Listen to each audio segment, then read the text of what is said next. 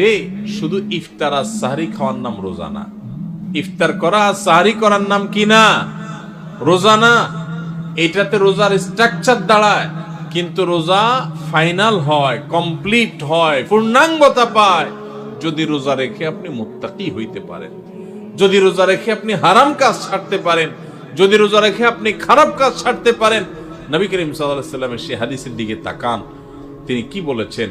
মাল্লাম ইয়াদা কাওলা যুরি ওয়াল আমাল B, যে ব্যক্তি মূর্খতা সুলভ কাজ ছাড়লো না, মিথ্যা কথা ছাড়লো না, মিথ্যা কাজ ছাড়লো না, গুনাহ এবং পাপাচার এগুলা ছাড়তে পারলো না, ওই ব্যক্তির রোজা রাখা আর উপোস থাকা সমান। তার উপোস থাকায় আল্লাহর কোনো ঠেকা পড়ে নাই।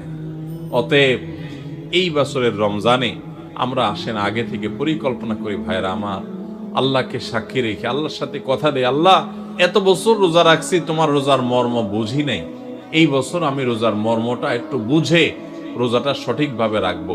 চেষ্টা করা যাবে না ইনশাআল্লাহ? আল্লাহ আপনি আমাদের সবাইকে তৌফিক দান করেন।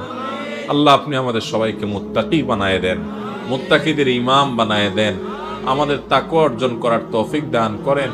আল্লাহ হারাম ছাড়ার তৌফিক দান করেন, হারামকে না করার তৌফিক দান করেন।